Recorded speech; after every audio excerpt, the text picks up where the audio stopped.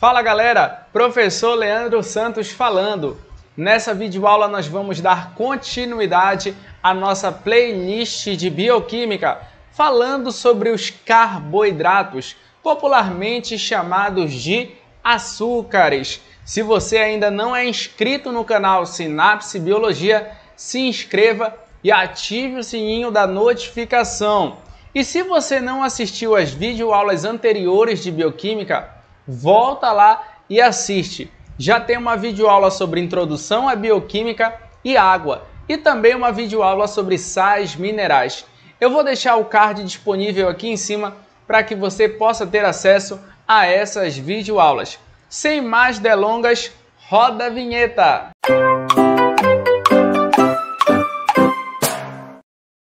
Vamos começar a aula de carboidratos. Os carboidratos representam o primeiro grupo de substâncias orgânicas que nós vamos estudar na bioquímica.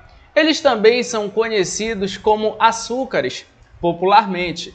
Mas vamos entender as características gerais desse grupo de substâncias orgânicas. Vamos lá! Bom, bem aqui eu coloquei para vocês as características gerais dos carboidratos. Vale a pena ressaltar que os carboidratos também são denominados glicídios e também são denominados hidratos de carbono. São outros nomes que você pode encontrar nos vestibulares. Popularmente, eles são conhecidos como açúcares, mas vale a pena ressaltar que nem todo carboidrato será doce. Muitas vezes, quando as pessoas escutam falar que os carboidratos também são chamados de açúcares, elas pensam que todos os carboidratos são doces, mas não é bem assim que funciona. Por exemplo, os polissacarídeos que nós vamos estudar nessa videoaula, eles representam carboidratos que não são doces. Fechado? Vamos seguir forte. Eles são constituídos predominantemente de carbono, hidrogênio e oxigênio. Olha aqui para te lembrar, CHO, carbono, hidrogênio e oxigênio. Mas é predominantemente. O que é que ocorre? Existem carboidratos que também podem conter nitrogênio na sua constituição, como por exemplo a quitina, que nós falaremos nessa videoaula. Outra característica dos carboidratos é que eles representam a primeira fonte energética dos seres vivos. Quando um ser vivo ele precisa de energia de maneira imediata, ele recorre a um carboidrato. Olha que bacana! Então é a primeira fonte energética. Posteriormente, nós vamos estudar os lipídios e veremos que os lipídios representam a segunda fonte energética. Por exemplo, se o corpo estiver precisando de energia, ele consome carboidrato. Mas se acabar o carboidrato do corpo, o corpo consome lipídio.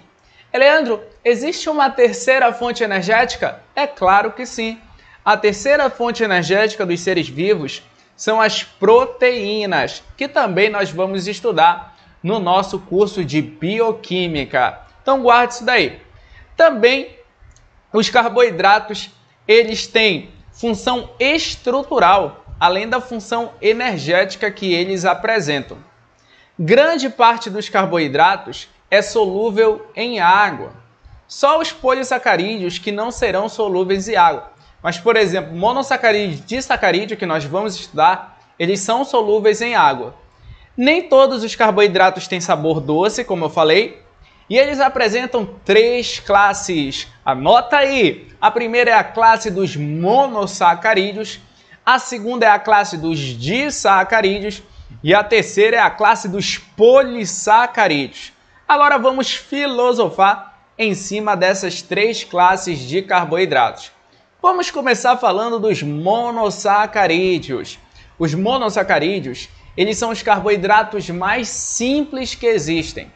São os carboidratos que apresentam moléculas extremamente pequenas e que, por isso, o corpo consegue absorver diretamente quando você come uma comida que tem monossacarídeo. Você consegue absorver diretamente o monossacarídeo no seu corpo, no seu sistema digestório. Nós vamos ver que os disacarídeos e os polissacarídeos, como terão um tamanho maior, eles precisam ser digeridos ao longo do sistema digestório para que eles possam ser absorvidos. Os monossacarídeos, eles já podem ser absorvidos diretamente. Bom, os monossacarídeos, eles são micromoléculas, ou seja, moléculas de tamanho pequeno, constituídas principalmente de carbono, hidrogênio e oxigênio. Principalmente, existem monossacarídeos que podem ter outros átomos de outros elementos químicos. Bom, os monossacarídeos que caem no Enem, eles podem ter função energética ou estrutural. Aí, Leandro, como assim? Vamos lá, a gente já vai entender isso melhor. Mas primeiro vamos aqui, ó. Gente, os monossacarídeos apresentam uma fórmula geral. Professor, eu vou ter que saber essa fórmula química? É bom que tu saiba. É bom porque hora ou outra aparece em vestibulares. A fórmula química dos monossacarídeos é a seguinte, ó. CnH2O-N, onde N indica o número de carbonos que estará presente no monossacarídeo. Vale a pena ressaltar que esse número de carbonos ele é variável. Ele varia de 3 a 7 no máximo. Então, um monossacarídeo ele é um carboidrato que vai ter no máximo de 3 a 7 átomos de carbono, beleza? Olha só então bem aqui, ó. A gente pode pegar e substituir os números aqui nessa fórmula. Por exemplo, se o monossacarídeo tiver 3 carbonos, você vai colocar o número 3 aqui no lugar de N. Aí vai ficar C3, tudo bem? Aí olha só, aqui fora vai ficar 3 também, que vai multiplicar o número de hidrogênios e o número de oxigênios na molécula do monossacarídeo. Se você colocar 3 bem aqui, vai ficar assim, ó, 3 vezes 2. Quantos hidrogênios vai ter no monossacarídeo? Vai ter 6. Aí você multiplica aqui, ó, 3 vezes 1, porque tem um oxigênio aqui dentro do parêntese. Vai dar 3 oxigênios. Então, por exemplo, um monossacarídeo com 3 átomos de carbono, ele vai ter 3 carbonos, 6 hidrogênios e 3 oxigênios. Não se esqueça, se ele tiver 3 átomos de carbono, ele vai ser chamado de triose. Então, trioses são monossacarídeos com 3 átomos de carbono. Aí, Leandro, e se tiver 4 átomos de carbono? Tu vai pegar o número 4 e substituir na fórmula. Vai ficar C4H8O4. O monossacarídeo que tem 4 átomos de carbono, ele é chamado de tetrose. Então, existem as tetroses, que são monossacarídeos com 4 átomos de carbono. Também existem as pentoses, que são monossacarídeos com 5 átomos de carbono. As hexoses, que são monossacarídeos com 6 átomos de carbono. E as heptoses, que são monossacarídeos com 7 átomos de carbono. Leandro, é tudo isso de monossacarídeo que eu vou ter que estudar para o Enem? Ei, relaxa! Relaxa que para o Enem você tem que conhecer as pentoses e as hexoses. Lembra lá? Pentoses são monossacarídeos com quantos átomos de carbono? 5. E as hexoses? Com 6 átomos de carbono. Vamos seguir aqui então para a gente estudar as pentoses e as hexoses com maior grau de aprofundamento. As pentoses que caem no Enem, ou seja, os monossacarídeos com 5 átomos de carbono que caem no Enem, são a ribose e a desoxirribose. Esses dois monossacarídeos, eles possuem função estrutural, ou seja, eles formam estruturas em seres vivos. A ribose, por exemplo, é um monossacarídeo que constitui o RNA e o ATP. RNA é uma sigla que significa ácido ribonucleico. É um ácido nucleico que nós vamos estudar na bioquímica também. O ATP, ele é uma sigla que significa adenosina trifosfato. Ele é a moeda energética do mundo vivo. Nós vamos ter uma aula só para falar do ATP, uma aula de bioenergética. Não se preocupe que eu vou gravar essa aula com muito carinho para você. Mas a ribose constitui o RNA e o ATP. RNA é um ácido nucleico. O ATP é a moeda energética do mundo vivo. Já a desoxirribose é uma pentose, é um carboidrato, é um monossacarídeo constituinte do DNA. DNA é uma sigla que significa ácido desoxirribonucleico. Vamos estudar também o DNA em ácidos nucleicos. Enfim, eu quero que você guarde que as pentoses que caem no Enem são duas, ribose e desoxirribose. E eu quero que você guarde que elas têm função estrutural, formam estruturas nos seres vivos. A ribose forma o RNA e o ATP. A desoxirribose forma o DNA. Agora, quando se fala das hexoses, que são monossacarídeos, que apresentam 6 átomos de carbono em sua constituição, as hexoses que caem no Enem, elas possuem função energética, ou seja, elas fornecem energia para os seres vivos. São 3 que você precisa conhecer. Vamos lá? A primeira é a glicose, a segunda é a frutose e a terceira é a galactose. Vamos entender cada uma dessas hexoses. A glicose é o principal reagente da respiração celular. Por favor, nunca se esqueça disso.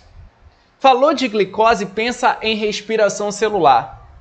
É o principal carboidrato que participa desse processo. Aí, Leandro, mas o que é essa tal de respiração celular? A respiração celular é um processo que ocorre dentro das células para a obtenção de energia. Vamos fazer uma breve revisão sobre respiração celular para que você possa entender onde é que entra a glicose. Na respiração celular, a célula pega uma molécula de glicose, reage com gás oxigênio, produzindo gás carbônico, água e energia. Energia na forma de ATP, que é a moeda energética do mundo vivo. Energia para que a célula ela possa funcionar corretamente. Por exemplo, as células do nosso corpo estão continuamente produzindo energia por meio da respiração celular. Na respiração celular, elas pegam a glicose, reagem com gás oxigênio, produzindo gás carbônico, água e energia para que elas possam funcionar. Então, na respiração celular, nós temos a produção de energia. A partir de quem? Da molécula de glicose. Teremos também uma aula só para falar de respiração celular. A glicose, ela é encontrada comumente em frutos e também em mel. Além da glicose, nós temos a frutose. A frutose é o principal carboidrato presente no esperma humano. Na reprodução humana, nós estudamos que o sistema reprodutor masculino ele produz frutose para nutrir os espermatozoides que estarão presentes no esperma, para que os espermatozoides eles possam conseguir energia para se locomoverem em busca de quem? Em busca de quem? Do ovócito feminino, para que haja o encontro do espermatozoide com o ovócito num fenômeno chamado de fecundação, que é o pontapé inicial para o surgimento de uma nova vida na nossa espécie. A frutose, portanto, ela é fundamental na reprodução humana. Permite que o espermatozoide ele caminhe em direção ao ovócito. Fenômeno mais bonito que existe na reprodução humana. A frutose também está presente em frutos e mel. Por fim, nós temos a galactose. A galactose é um dos componentes da lactose. Ai, professor, mas o que é essa lactose? Lactose é o açúcar do leite. A galactose vai ser um dos componentes da lactose. Nós vamos ver que a lactose ela é um disacarídeo. Eu já vou mostrar para vocês o que é um disacarídeo. Na composição da lactose, nós temos a galactose, que é um monossacarídeo, do tipo hexose. Aí, Leandro, mas por que ela é uma hexose? Porque tem 6 átomos de carbono. 6 átomos de carbono. Bom, eu coloquei aqui para vocês, só para efeito de curiosidade, a fórmula química das pentoses, ribose e desoxirribose, e a fórmula química das hexoses, glicose, frutose e galactose. Percebam que essas moléculas são relativamente pequenas. Mas o que eu quero chamar a atenção para vocês é a seguinte.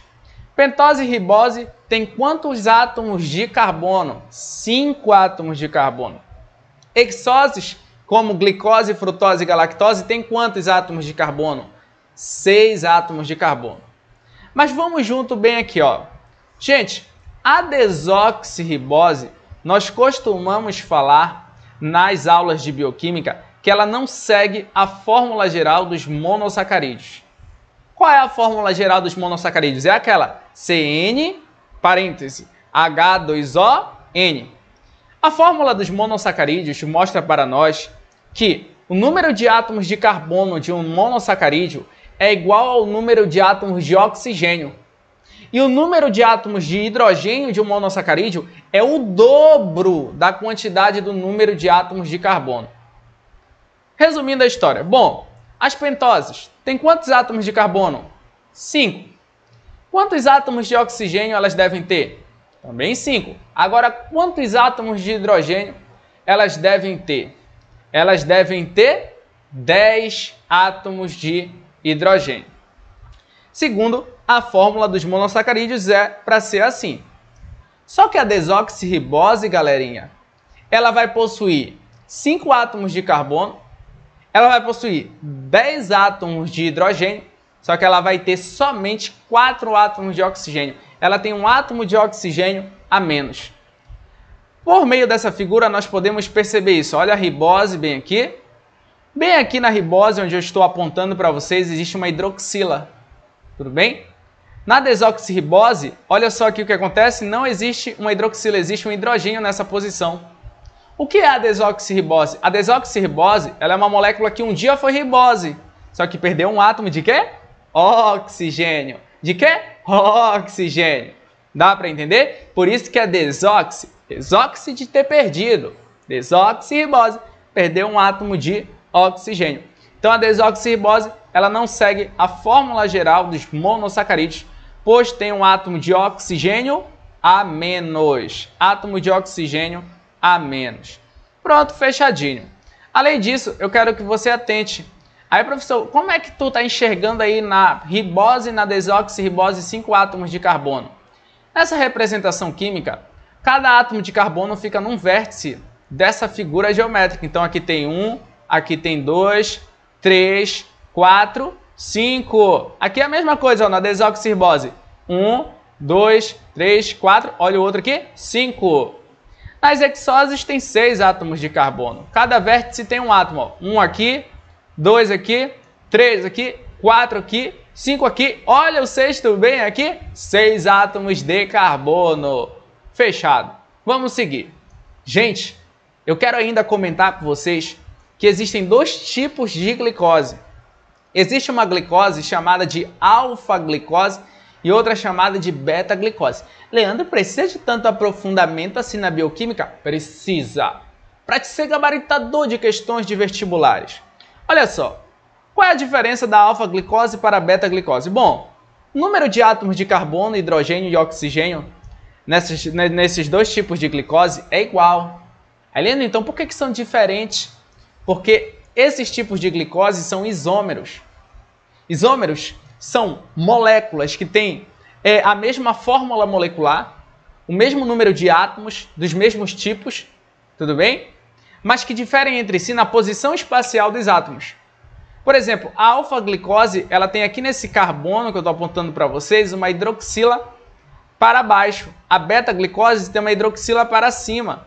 E isso já faz com que essas 2 moléculas de glicose tenham propriedades diferentes. Não se esqueça então disso. Vamos seguir. Agora vamos conversar um pouco sobre os disacarídeos.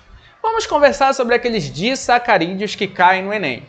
Bom, primeiro entenda que um disacarídeo ele é um carboidrato formado pela união de 2 monossacarídeos. Sempre que 2 monossacarídeos se unem, eles formam um disacarídeo.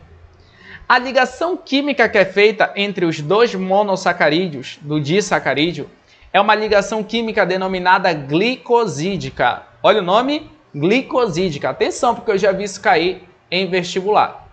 Os disacarídeos cobrados no Enem, todos que cobram-se no Enem, eles têm função energética, ou seja, eles fornecem energia para os seres vivos.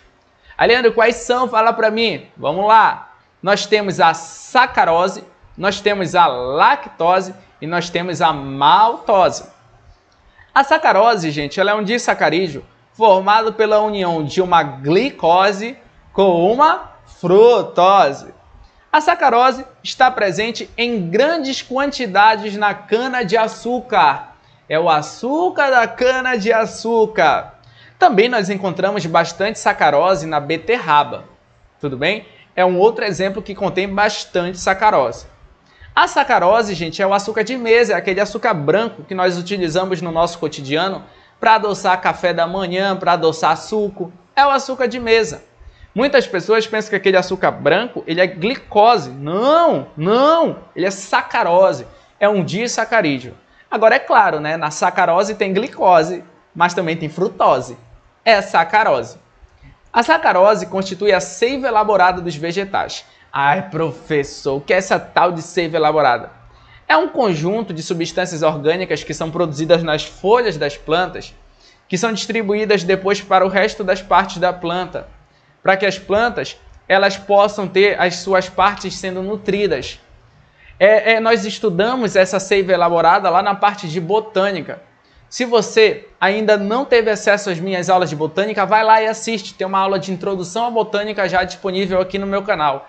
Eu vou deixar o card disponível aqui em cima para você ter acesso a essa aula de introdução à botânica, onde eu falo mais sobre seiva elaborada. Vai lá! A seiva elaborada, ela contém a sacarose.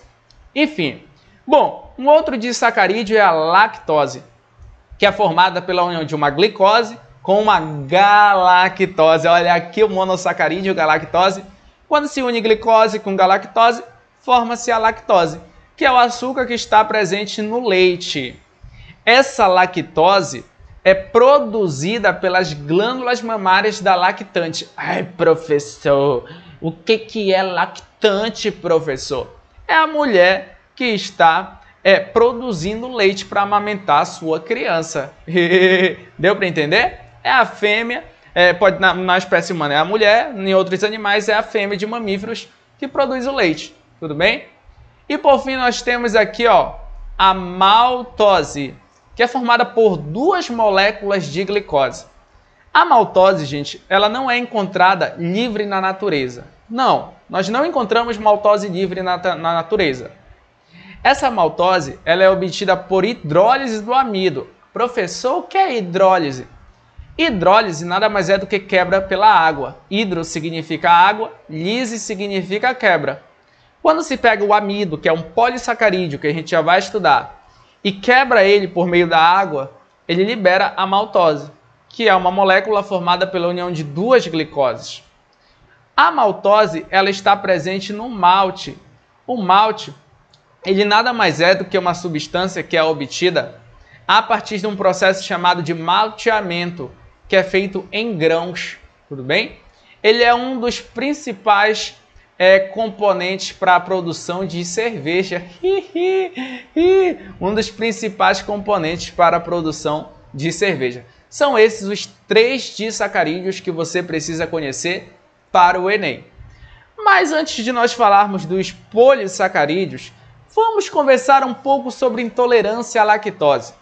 Eu não sei se você sabe, mas muitas pessoas apresentam intolerância à lactose. Sendo mais específico, mais ou menos 70% dos brasileiros adultos apresentam intolerância à lactose. Professor, mas o que é? O que é? Intolerância à lactose é a incapacidade parcial ou total de digerir a lactose, que é o açúcar do leite.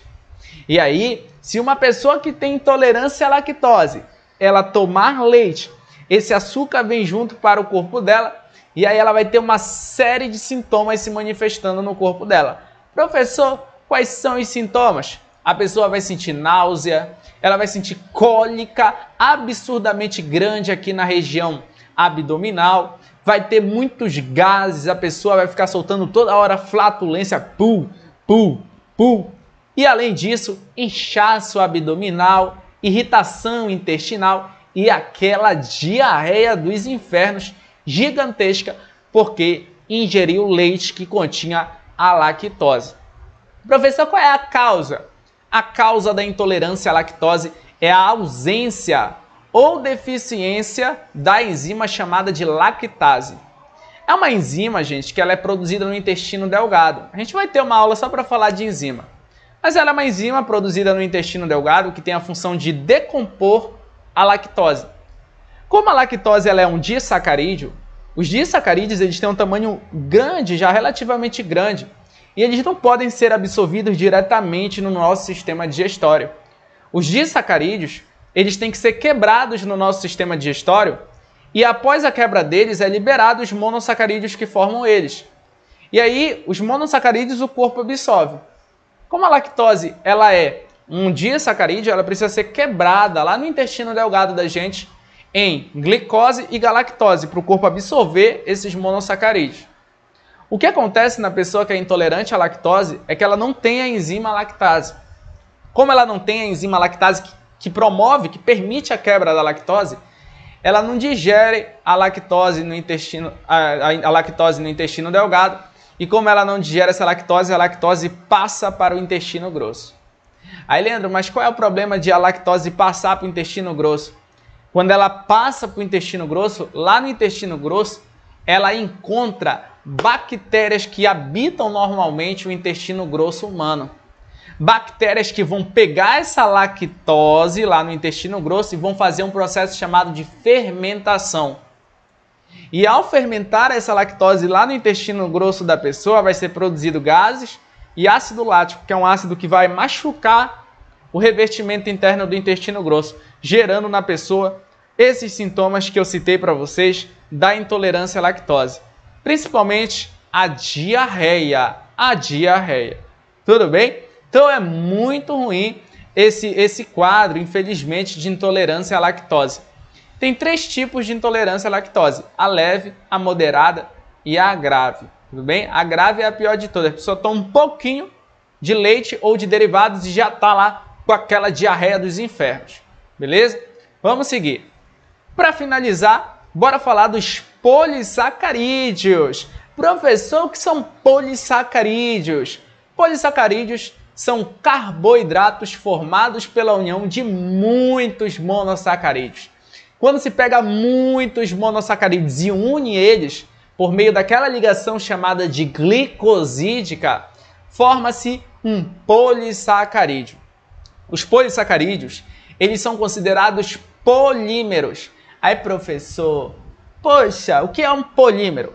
Lá na química, você estuda que um polímero ele é uma macromolécula, uma molécula de tamanho grande, formada por subunidades iguais ou então muito parecidas. Subunidades chamadas de monômeros. Vou te dar um exemplo para fixar aí na tua cabeça. Imagina que um colar de pérolas seja um polímero. O colar inteiro de pérolas é um polímero. Cada pérola do colar é um monômero. Dá para entender? Agora olha só. Um polissacarídeo é como se ele fosse um colar de pérolas. É um polímero. Cada pérola vai ser um monômero, que no caso dos polissacarídeos, o monômero é monossacarídeos. Tudo bem? Esses polissacarídeos aqui, ó, eles podem ter função energética ou estrutural, ou seja, fornecer energia para os seres vivos ou formar estruturas nos seres vivos. Vamos falar dos energéticos. Os principais que você tem que conhecer para o Enem são o amido e o glicogênio. Vamos começar pelo amido. O amido, meus queridos, ele é formado pela união de muitas moléculas de alfa-glicose. Você tem que saber que é a alfa-glicose que forma o amido. Já vou explicar para você. Ele é formado por muitas moléculas de alfa-glicose. Ele constitui a reserva energética dos vegetais. As plantas reservam energia na forma de amido. Por exemplo, batata inglesa, que é aquela amarelinha, ela é rica em amido. A mandioca, por exemplo, rica em amido. A cenoura, rica em amido. Então, a reserva energética dos vegetais é o amido, tá bom? E também de alguns protistas. Aí, professor, quem são os protistas? Protistas são protozoários e algas, tá bom? Alguns protistas também têm amido como reserva energética. O glicogênio, meus amores, ele é formado pela união de muitas moléculas de alfa-glicose também. O glicogênio, ele vai constituir a reserva energética dos animais e dos fungos. Isso daí é importante. Se você ainda não assistiu a minha videoaula de fungos, já tem uma videoaula disponível aqui no meu canal Sinapse Biologia. Acessa nesse card que eu coloquei aqui em cima para você. Vai lá e arrebenta estudando fungos. Bom, a reserva energética dos fungos é o glicogênio e dos animais também. Nós temos glicogênio como reserva energética. O glicogênio em nós, ele fica principalmente no fígado e nos nossos músculos. Aí, Leandro, por quê? Pensa só, o glicogênio é um conjunto de moléculas de glicose. Músculo é um órgão que precisa de grande quantidade de energia. Como é que o músculo consegue energia? Pela respiração celular. Na respiração celular, o que é gasto? Glicose. O que acontece é que o músculo ele forma uma reserva de glicose nele, que é o glicogênio, conjunto de glicose. Quando ele precisa de glicose para fazer respiração celular, ele degrada o glicogênio e essa glicose é liberada e fica disponível para as células musculares fazerem respiração e aí produzir o que? Energia. Tudo bem? Então não se esqueça disso. Os polissacarídeos estruturais são a celulose e a quitina.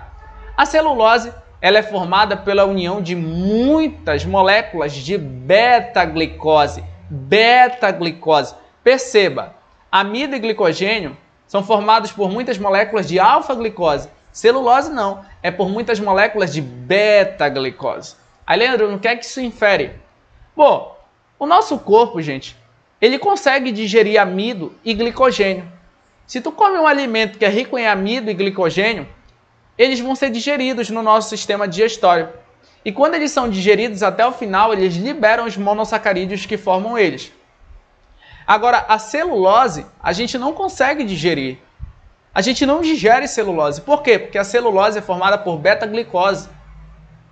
Nós não possuímos enzimas digestivas que atuam sobre a celulose, porque o tipo de glicose que ela tem é a beta-glicose. Nós temos tipos de enzimas no nosso sistema digestório que atuam sobre amido e glicogênio, porque amido e glicogênio são formados por alfa-glicose. Então a gente digere amido e glicogênio. Celulose, a gente não digere. A celulose, ela constitui a parede celular dos vegetais. A célula vegetal, ela contém celulose na sua constituição, que vai dar uma maior resistência a esse tipo de célula. Beleza?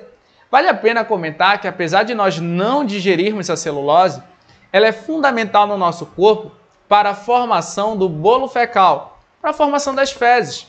A celulose, ela evita no nosso corpo a prisão de ventre. Aí, Leandro, como assim? Uma pessoa que tem prisão de ventre, ela produz no intestino grosso dela as fezes de maneira muito fragmentada. A pessoa que tem prisão de ventre, ela forma dentro do intestino grosso dela bolotinhas de fezes, bolotas pequenas. Quando a pessoa ela vai tentar defecar, essas bolotas ficam balançando de um lado para o outro e a pessoa tem dificuldade de defecar. Por quê? Porque não é uma massa fecal inteira. E aí o que é que acontece? A pessoa tem que fazer muita força para conseguir defecar, para conseguir eliminar uma bolinha daquela de fezes. Agora, quando a pessoa ela ingere alimentos que são ricos em celulose, como por exemplo, alface, couve, que são alimentos que têm fibras de celulose, a celulose, como ela não é digerida ao longo do sistema digestório, ela chega lá no intestino grosso.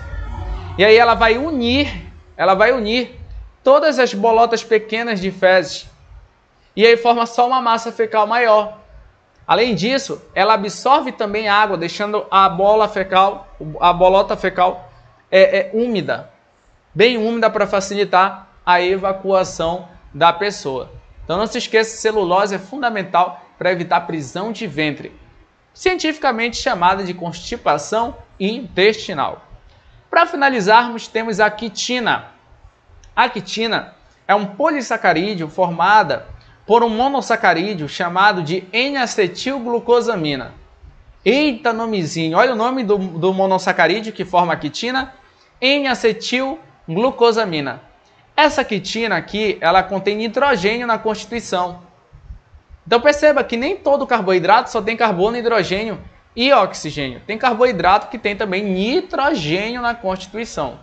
A quitina tem o N-acetilglucosamina como monossacarídeo que vai formar ela.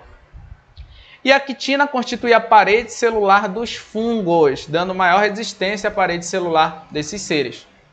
E ela também compõe o exoesqueleto dos artrópodes. Aí, professor, quem são os artrópodes? Artrópodes são animais que têm estruturas articuladas no corpo deles. Eles são representados pela barata, pelos mosquitos, eles são representados pelo caranguejo, enfim, são animais que têm estruturas articuladas, apêndices articulados. Esses animais eles apresentam uma proteção para o corpo deles, que nada mais é do que um esqueleto externo, chamado de exoesqueleto. Esse esqueleto externo é feito de quitina, que é um carboidrato do tipo polissacarídeo. Mais uma videoaula da nossa playlist de bioquímica concluída com sucesso. Se essa videoaula ajudou você, não se esqueça de se inscrever no meu canal Sinapse Biologia e ativar o sininho da notificação. Também não esqueça de deixar aí o joinha para ajudar o professor Leandro. Também faça comentários aí embaixo. Indique o canal para os seus amigos, que assim você vai estar me ajudando e eu gravo mais videoaulas de biologia para ajudar você. Um grande abraço, tchau, tchau!